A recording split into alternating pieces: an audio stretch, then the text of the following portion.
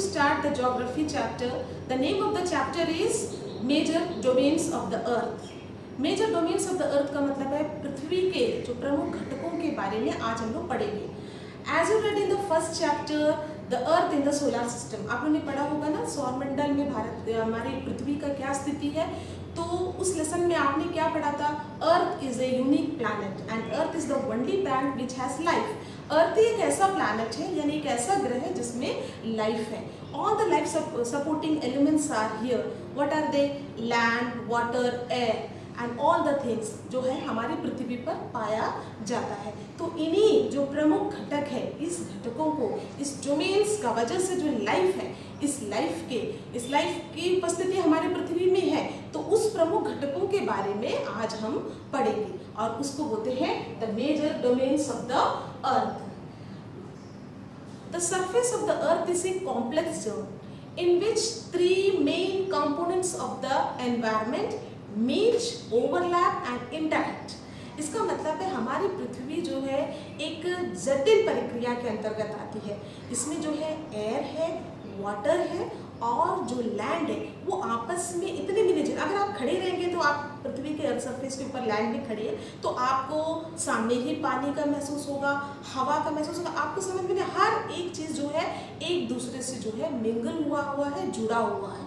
ठीक है. तो इस अर्थ सरफेस का ये 3 जो पार्ट है लिथोस्फीयर, हाइड्रोस्फीयर, एटमॉस्फेयर, यही इंपॉर्टेंट घटक के बारे में हमें जानना बहुत ही जरूरी है.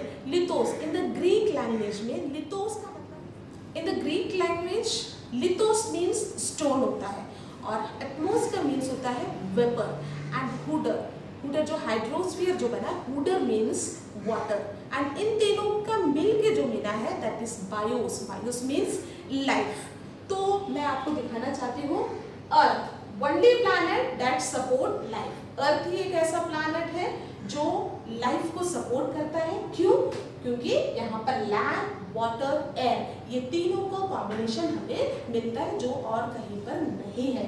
तो द सरफेस ऑफ द अर्थ, हमारा जो अर्थ सरफेस है, 3 main components of the environment. तो 3 मेन एनवायरमेंट का मतलब क्या है बच्चों? एनवायरमेंट वातावरण जो आपके आसपास का जो भी ऑब्जेक्ट्स होगा living and non living things दोनों को मिलाकर ही हम क्या कहते हैं? एनवायरमेंट कहते हैं.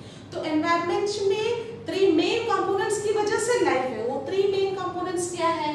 That is lithosphere, atmosphere and hydrosphere. Lithosphere का मतलब है the solid portion of the earth surface. Earth surface का जो सॉलिड है, जो मिट्टी है, जो स्टोन है, उस सॉलिड पोर्शन को, लैंड एरिया को, तो solid portion lithosphere, solid portion of the earth surface. Atmosphere the gases that surrounds the earth.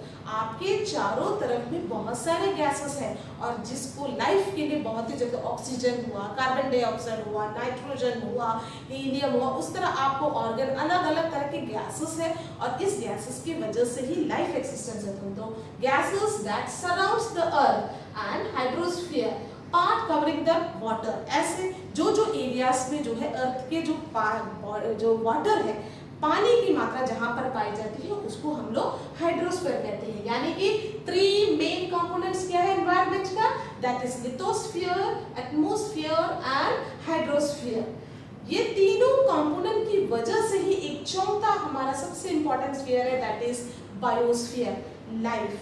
Biosphere का मतलब है the narrow zone where we find land, water and air togetherly which contains all forms of life.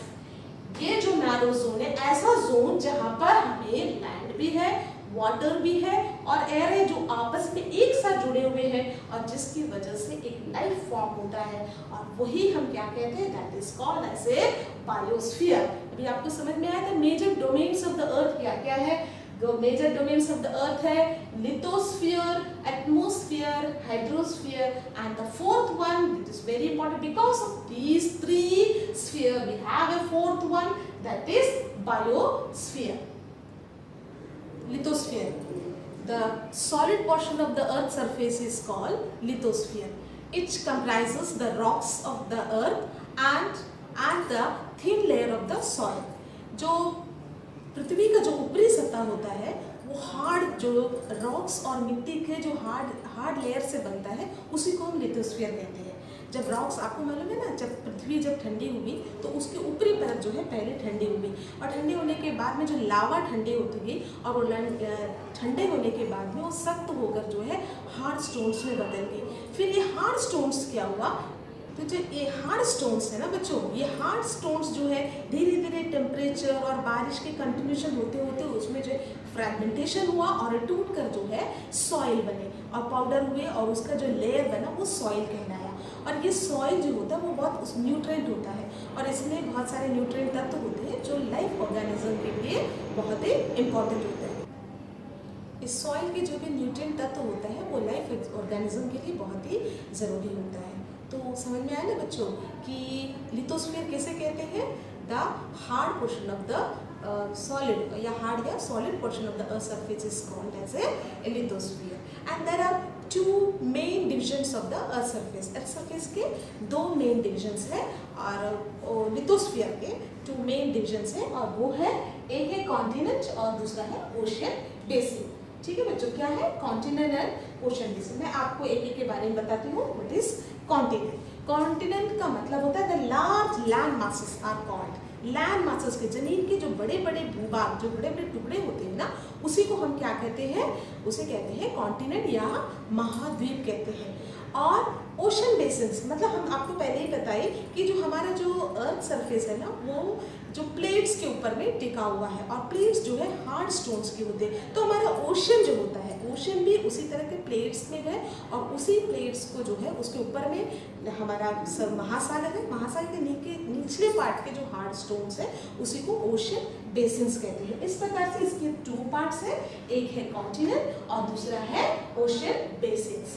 और ये जो the level of the sea water remains the same everywhere. हम लोग का जो सी वाटर है जो सारे जगह पर एक समान होता है, और elevation of the land is measured from the sea level of the सी।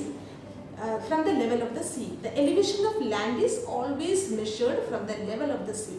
हम लोग कोई भी एलिवेटेड लैंड हो या उसका डेप्थ हो या उसका ऊंचाई को नापना हो तो हम किसको लेते हैं, सी लेवल से लेते हैं। सी लेवल को जो है यहाँ से 0 मानकर हम वहाँ से नापना शुरू करते हैं। फॉर एग्जाम्पल आज हम क्या कहते हैं, द हाईएस्ट माउंटेन पीक जो होता है, वर्ल्ड का सबसे हाईएस्ट माउंटेन पीक क्या है, माउंट एवरेस्ट है। इसकी ऊंचाई कितना है, 8848 मीटर है, और ये अबोव सी लेवल। सी लेवल से इसकी ऊंचाई कितना है, 8848 मीटर है।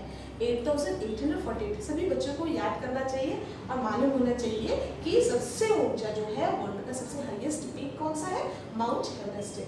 और उसी तरह से डेप्थ, गहराई हम लोग कहते हैं, ग्रेटेस्ट डेप्थ सबसे बड़ी गहराई वाली कौन है, मैरियाना ट्रेंच जो पैसिफिक ओशन में है, वो भी सी लेवल से उसकी जो गहराई है वो है 11,022 मीटर्स। ठीक है ना बच्चों। तो इस प्रकार से जो है लिथोस्फीयर में आपने क्या क्या पढ़ लिया, कॉन्टिनेंट, ओशन बेसिन्स और हाईएस्ट जो माउंटेन पीक है, और उसके बाद में ग्रेटेस्ट डेप्थ की बता दी। तो लिथोस्फीयर एकदम क्लियरली हो गया।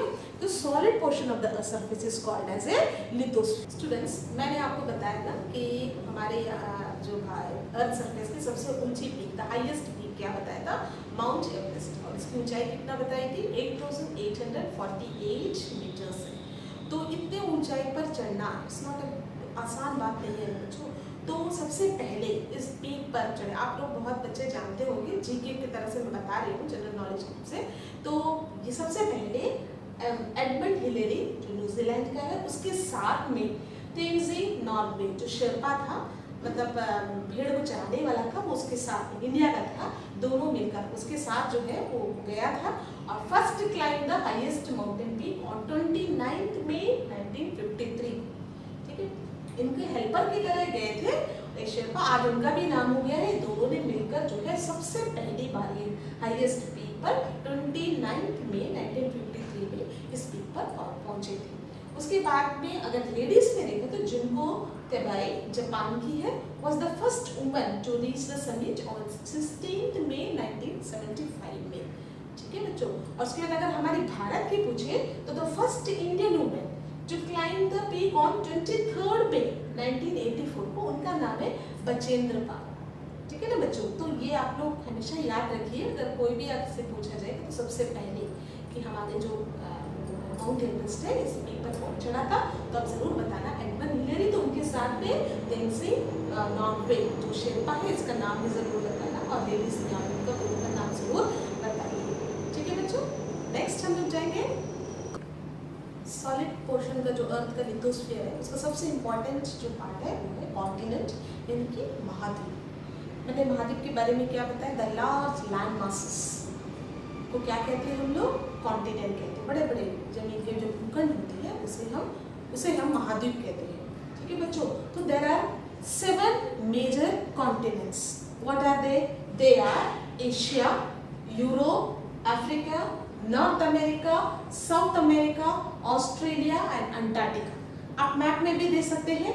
ये अलग अलग जो भूखंड होता है वो समुद्र ने जो है अलग अलग कर दिए, समुद्र से ये सेपरेट हुए हैं अलग अलग। 7 जो है हमारे पूरे महाद्वीप जो है 7 कॉन्टिनेंट ही है अभी तक जो है, that is Asia, Europe, Africa, North America, South America, Australia and Antarctica. बच्चे मैं बार बार बोल रही हूँ, ये महाद्वीप आपको सबको याद होना चाहिए। ये पूरे जो हमारे अर्थ सरफेस का जहाँ पे लैंड मार्क है, लार्ज लैंड मासेस है, वो 7 है। ठीक है ना बच्चों, तो मैं आपको एक एक जो है महाद्वीप के बारे में बताऊंगी। That is the first one is Asia. Asia is the largest continent, सबसे बड़ा कॉन्टिनेंट अगर हम क्या कहें तो वो है Asia. 2/3 of the it covers the 2/3 of the earth surface. Earth surface का 2/3 पार्ट को ये कवर करती है, यानी कि सबसे बड़ा लार्ज लैंड मासेस कहा जाए तो क्या कहा जाएगा, हम लोग एशिया महाद्वीप कहते हैं। और it lies in the eastern hemisphere.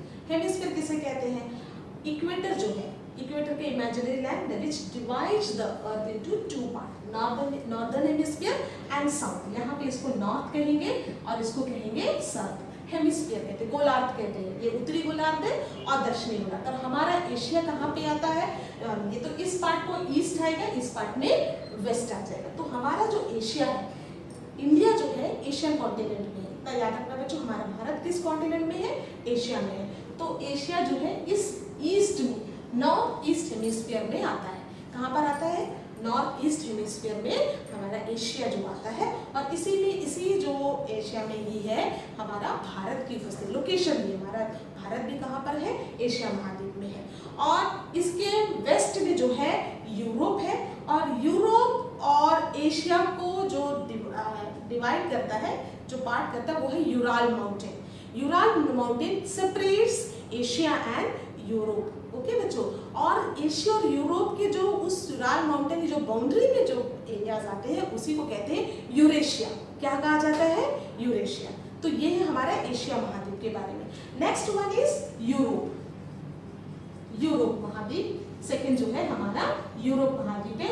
Europe महाद्वीप पे जो है हमारा एशिया के वेस्ट में आता है, नॉर्दर्न हेमिस्फीयर में ही है लेकिन एशिया के वेस्ट में आता है। और ये जो है इसका जो है आधा पार्ट जो है, एशिया जो है काफी बड़ा महाद्वीप है, तो हमारा ये जो पार्ट आ जाता है एशिया पूरे आते हैं, तो ये पार्ट में जो होता है वो यूरोप महाद्वीप होता है। यूरोप महाद्वीप 3 तरह से जो है वो समुद्र से जो है बाउंडेड होता है यहाँ पे। और इसका मैक्सिमम पार्ट्स जो है यूरोप महाद्वीप का अगर मैक्सिमम पार्ट्स हम देखेंगे तो ये आर्कटिक सर्कल में आता है। तो सर्कल में आर्कटिक सर्कल क्या है, मैंने आपको इसीलिए बनाया है, इट इज इक्वेटर है। 3 जो इसमें जो लैटिट्यूड है, लैटिट्यूड में सबसे ज्यादा Tropic of Cancer, Tropic of Capricorn और आर्कटिक सर्कल बहुत इंपॉर्टेंट माना जाता है, क्योंकि यहीं पर आकर जो है टेम्परेचर में एक चेंजेस आती है, चेंज होते रहता है। इक्वेटर है, उसके बाद में ट्रॉपिक ऑफ कैंसर होता है, ट्रॉपिक ऑफ कैप्रिकॉर्न होता है जहाँ पर जो है सूरज की रोशनी पड़ती, जहाँ पे जो है 6 महीना ट्रॉपिक ऑफ कैंसर में आती है, ट्रॉपिक ऑफ कैप्रिकॉर्न। ये सब आपको लैटिट्यूड और लॉन्गिट्यूड में आप लोग पढ़ चुके होंगे। और 66.5 डिग्री जो होता है वो लैटिट्यूड होता है, उसको आर्कटिक सर्कल कहते हैं। और हमारा यूरोप का मैक्सिमम जो पोर्शन होता है वो कहाँ पर आता है, आर्कटिक सर्कल में। आर्कटिक सर्कल में आने का मतलब है यहाँ पर ज्यादा गर्मी वाला इलाका नहीं है, बिल्कुल ठंडा इलाका है। यूरोप ऐसा लैंड है जो बहुत ही ठंडा इलाका है और it lies in the west part of the Asia. Okay बच्चों, now the third one is Africa. Africa जो सेकेंड लार्जेस्ट कॉन्टिनेंट में आता है। एशिया के बाद अगर बड़ा भूखंड कहा जाए तो किसे कहा जाएगा हम लोग? अफ्रीका को कहा जाएगा। देखो बच्चों ध्यान से आप इस मैप को देखिए। अफ्रीका कॉन्टिनेंट एक ऐसा कॉन्टिनेंट है जिसका मैक्सिमम पोर्शन जो है नॉर्थ हेमिस्फीयर में भी है और कुछ पोर्शन जो है साउथ हेमिस्फीयर में, उत्तरी गोलार्ध में भी आपको देखने को मिलेगा और दक्षिणी गोलार्ध में भी देखने को मिलेगा। और इसका सबसे बड़ा खासियत ये है कि Tropic of Cancer, equator, Tropic of Capricorn, तीनों ही जो लैटिट्यूड्स है इसमें से होकर गुजरते हैं। आप सोच लीजिए कि यहाँ पे कर्क रेखा, इक्वेटर होगा, भूमध्य रेखा और मकर रेखा, तीनों रेखा एक साथ अगर गुजरती है किस महाद्वीप में अगर बोलेंगे तो हम क्या कह सकते हैं? ये अफ्रीका महाद्वीप है। अफ्रीका महाद्वीप जो है मैक्सिमम इक्वेटर, कर्क रेखा, ट्रॉपिक ऑफ कैंसर और ट्रॉपिक ऑफ कैप्रिकॉर्न में आने की वजह से यहाँ का टेम्परेचर है बहुत ही हाई टेम्परेचर जोन में आता है और मैक्सिमम जो है वहाँ यहाँ पे आपको एवरग्रीन फॉरेस्ट आपको देखने मिलेगा और भी कई तरह के मिनरल्स का भी बहुत अधिक जोन है। और इसमें सबसे हॉट डेजर्ट जो वर्ल्ड का सबसे हॉट डेजर्ट है सहारा डेजर्ट, ये भी आपको देखने को मिलेगा। और द लॉन्गेस्ट रिवर नाइल भी जो है अफ्रीका महाद्वीप में ही है। आप याद रखिए बच्चों, the hot desert that is world's hot desert is called as a Sahara desert, Sahara desert. North America, North America is the third largest continent in the world. Asia और अफ्रीका के बाद में अगर सबसे बड़ा लैंडमास कहा जाए तो किसे कहा जाता है? नॉर्थ अमेरिका को कहा जाता है। नॉर्थ अमेरिका बिल्कुल जो है नॉर्दर्न हेमिस्फीयर में, उत्तरी गोलार्ध में है और वेस्ट में है नॉर्थ अमेरिका। नॉर्थ अमेरिका के जस्ट जो साउथ में है साउथ अमेरिका है और ये दोनों एक छोटे से लैंड स्ट्रिप से जुड़े हुए हैं और that land strip is called as a isthmus. तो मैं आपको बता देती हूँ इस्थमस क्या है। Isthmus a narrow strip of land joining two land masses, दो बड़े बड़े जमीन के टुकड़ों को एक छोटा सा जो है लैंड के द्वारा जो है जोड़ कर रखा हुआ है, उसी को हम कहते हैं इस्थमस कहते हैं। और ये इसी इस्थमस जो है, इस्थमस को जो बाद में जो कैनाल बनाया गया है और उस कैनाल का नाम है पनामा कैनाल, क्योंकि जो आपको मालूम है कि यात्राओं के जितने भी जो है व्यापार के लिए और समुद्री यात्राओं को डिस्टेंस को कम करने के लिए जो है पनामा कैनाल का यूज कर रहे हैं और जिससे बिजनेस जो है और व्यापार को बहुत ज्यादा वृद्धि हुई थी। तो पनामा कैनाल जो बनाया गया है वही इसी इस्थमस में, इस्थमस नैरो जो लैंड को जोड़ी हुई थी उस जो वहाँ पर कैनाल बनाकर पनामा कैनाल के नाम से जाना जाता है। नॉर्थ अमेरिका और साउथ अमेरिका के बीच में ये आती है, इसको कट करके कैनाल का यूज किया जाता है। जिस प्रकार से मैंने इस्थमस के बारे में बताया वैसा ही एक है, ये क्या होते हैं? लैंड जो है स्ट्रिप ऑफ लैंड, पतली जो है जमीन की पट्टी होती है, बस इसी तरह इस स्ट्रेट का मतलब होता है छोटी से वाटर की चैनल होता है। Is a narrow passage of water connecting two large water bodies like seas and ocean. यहाँ पे लैंड मासेस को, लैंड की पतली पट्टी जोड़ती है दो लैंड मासेस को। उसी तरह स्ट्रेट क्या होता है? पानी की जो नली, छोटा सा चैनल होता है जो दो बड़े या तो सी को या और दो ओशन को, एक सेपरेट सी और ओशन को जोड़ती है या ओशंस को जोड़ने का एक चैनल, वाटर चैनल का काम करता है and that is called straight है। और हमारे इंडिया में ऐसा एक स्ट्रेट है, आपको पता है बच्चों, इंडिया और श्रीलंका के बीच में जो है एक पतली सी वाटर चैनल होती है जो बे ऑफ बंगाल और हम लोग इंडियन ओशन के वो दो समुद्रों को आपस में, एक महासागर एक समुद्र को जोड़ने का काम करती है। और उस स्ट्रेट का नाम क्या है? The name is park straight. तो ये है नॉर्थ अमेरिका। नॉर्थ अमेरिका का इस्थमस जो है जोड़े हुए हैं नॉर्थ अमेरिका और साउथ अमेरिका को जोड़ा हुआ है और ये टोटली जो है नॉर्दर्न हेमिस्फीयर में आता है। Next one is south America. North America के जस्ट साउथ में है साउथ अमेरिका। जिस प्रकार से नॉर्थ अमेरिका नॉर्थ हेमिस्फीयर में है उसी प्रकार से ये जो है साउथ गोलार्ध में आता है, वो दक्षिणी गोलार्ध में आने की वजह से it lies in the south hemisphere. ठीक है बच्चों। और इसके दोनों साइड में दो बड़े बड़े महासागर हैं। एक साइड में हमारा जो है पैसिफिक ओशन आता है तो दूसरे साइड में क्या आ जाती है? अटलांटिक जो ओशन आ जाता है। और इसी में एक बहुत बड़ा एंडीज माउंटेन रेंज है, बहुत फेमस रेंज है जिसको बोलते हैं एंडिस माउंटेन रेंज होता है। और विश्व का सबसे लार्जेस्ट रिवर अमेज़न रिवर भी आपको साउथ अमेरिका में ही देखने को मिलेगा। Australia is the smallest continent in the world. सबसे छोटा महाद्वीप अगर कहा जाए तो क्या कहते हैं? ऑस्ट्रेलिया कहते हैं। और इसको आइलैंड कॉन्टिनेंट से भी कहा जाता है, क्योंकि ये जो है चारों तरफ से सागर से या महासागरों से घिरा हुआ है, and that is why it is called as a island continent. और ये जो है टोटली सदर्न हेमिस्फीयर में, सब एकदम निचले भाग में दक्षिणी गोलार्ध में आता है हमारा ऑस्ट्रेलिया महाद्वीप। देन उसके बाद में है Antarctica, which totally lies in the southern hemisphere, और ये मेनली जो है एकदम सेंटर कहाँ पे, साउथ पोल के नजदीक में है, यानी कि जो हमारा जो साउथ पोल है 90 डिग्री जो लैटिट्यूड होता है वहाँ पर है south. It is a huge continent, एक बहुत ही बड़ा कॉन्टिनेंट है, and it is totally covered with the ice sheets. ये क्यों totally covered with ice sheets है?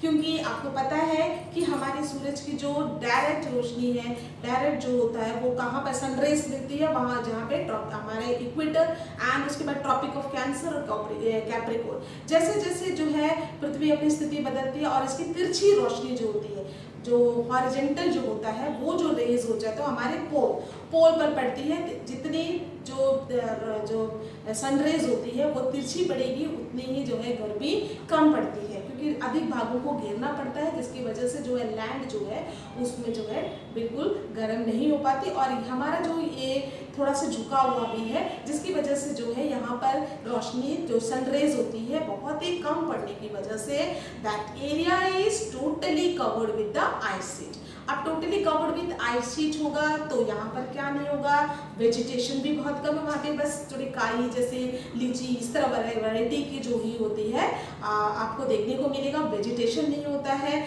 और बहुत ही लो टेम्परेचर होता है, जिसकी वजह से जो ह्यूमन सेटलमेंट हम यहाँ पर सोच भी नहीं सकते हैं। तो सदर्न हेमिस्फीयर में सबसे जो अंटार्कटिका होता है एक ऐसा महाद्वीप है जहाँ पर किसी भी प्रकार का ह्यूमन सेटलमेंट नहीं होता है, लेकिन यहाँ पर मैक्सिमम साइंटिस्ट जो होते हैं वो अपना रिसर्च स्टेशन को स्थापित करे हुए हैं। हमारे भारत का भी रिसर्च स्टेशन है, उस रिसर्च स्टेशन का नाम है मैत्री और दक्षिण Gangotri. The India has a research station and these are named Maitri and Dakshin Gangotri। तो इस प्रकार से बच्चों आपने कॉन्टिनेंट्स का लिथोस्फीयर में जो है 7 कॉन्टिनेंट्स के बारे में पढ़ा है, और 7 कॉन्टिनेंट्स पे क्या है, the large land masses are called as a continents. और कॉन्टिनेंट्स में आपने कितने कॉन्टिनेंट के बारे में पढ़ा है, 7 कॉन्टिनेंट्स। और 7 कॉन्टिनेंट्स कौन कौन से हैं, Asia, Europe, Africa, North America, South America, Australia and Antarctica. तो लिथोस्फीयर का हार्ड पोर्शन, सॉलिड पोर्शन में आपने लैंड मासेस के बारे में पता, उसके बाद मैंने आपको बताया था ओशन बेसिस, जो प्लेट्स होता है वो हार्ड प्लेट्स के बारे में प्लेट्स होता है, और उसके ऊपर में जो है हमारा हाइड्रोस्फीयर का ओशन बेसिन्स होता है। तो इस प्रकार से मैं आज जो है आपको लिथोस्फीयर के बारे में बताई हूँ। The next class, the part 2 of the major domains of the earth में मैं आपको हाइड्रोस्फीयर और एटमोस्फीयर, और उसके बाद में इन तीनों से जो कॉम्बिनेशन के बाद में हमारा जो लाइफ फॉर्म हुआ है दैट इज बायोस्फीयर, इसके बारे में डिटेल में आपको बताऊंगी। तब तक जो है आप इस लिथोस्फीयर को और कॉन्टिनेंट्स के बारे में जो है अच्छे से स्टडी कर लीजिए, और पता आप मालूम करिए, लोकेट आपको हो सके तो आप अपने मैप में जो है अपना वर्ल्ड मैप लेकर हर एक कॉन्टिनेंट को देखिए और उनका नाम लिखिए, तो आपको जो है क्लियर हो जाएगा। उसके बाद में अपना इंडिया को लोकेशन करिए कि इंडिया किस महाद्वीप में है, और साथ ही आप चाहे तो जो है ग्लोब बनाइए, और उस ग्लोब में जो है आप इक्वेटर और उसके बाद में Tropic of Cancer, Tropic of Capricorn और आर्कटिक सर्कल, और ये सर्कल्स को देखने के बाद में आप उनका पोजीशन देखिए कि हमारा जो महाद्वीप है वो कहाँ कौन से जो है लैटिट्यूड्स में आता है। अगर आप लैटिट्यूड्स में देखेंगे तो आपको पता चल देगा कि वहाँ का कंडीशन कैसा होगा, टेम्परेचर कैसा रहेगा, इन सब के बारे में आपको आइडिया मिल जाएगा। सो स्टूडेंट्स, मैंने आपको लिथोस्फीयर के बारे में इतना बताया था और major domains of the earth के बारे में बताया, तो आपको जो है इस लेसन को पढ़ने में कुछ असाइनमेंट्स दूंगी। उस असाइनमेंट्स को जब आप करेंगे तो आपको जो है ये जो मैंने पढ़ाया वो बातें क्लियर हो जाएगी। तो आप अपने इस असाइनमेंट्स को कंप्लीट करिए, हो सके तो आप इसको टीचर को भी दिखा सकते हैं, या अपने पेरेंट्स के हेल्प के दौर में अपने आप नोटबुक में ज़रूर लिख सकते हैं। तो स्टूडेंट्स, मैं कुछ क्वेश्चंस देने जा रही हूँ।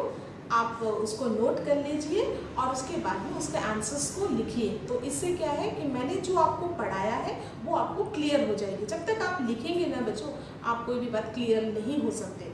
तो द फर्स्ट क्वेश्चन इज, मैं सब जो पढ़ाई उसी में से दे रही हूँ, ठीक है बच्चों। What are the 4 major domains of the earth? What are the 4 major domains of the earth? आपको हमारे पृथ्वी के चारों घटकों के नाम लिखना है। कौन कौन से मेजर डोमेन्स हैं? 1 2 3 4 करके उनका नाम लिख दीजिए। नेक्स्ट क्वेश्चन है, name the major continents of the earth. हमारे विश्व जो अर्थ है उसमें जो मेजर महाद्वीप है उस 7 महाद्वीपों का नाम आपको लिखना है। आप उसके बाद में उसको लाइन से 7 कॉन्टिनेंट का नाम को लिखिए।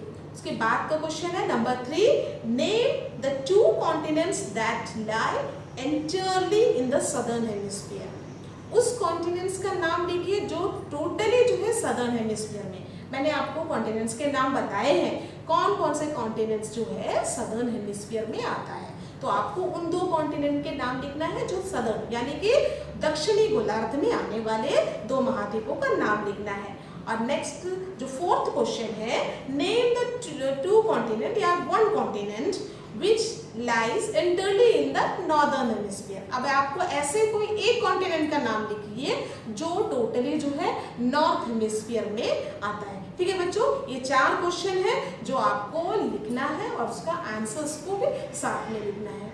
आप जो है अगर मैंने सारे जितने भी क्वेश्चंस हैं उसके मैंने आंसर्स आप लोग को बताए हैं।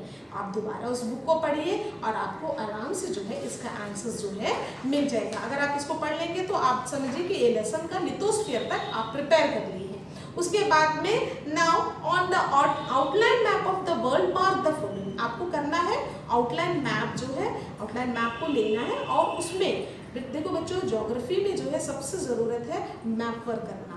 और मैप वर्क में करेंगे तो आपको एग्जैक्ट पोजीशन हर जगह के पता चल जाएगा। तो ये आप छोटे क्लास से करते आ रहे हैं, महाद्वीप को दिखाते आ रहे हैं, तो आपको भी सेम करना है। Europe, Asia, Antarctica, south America, Australia.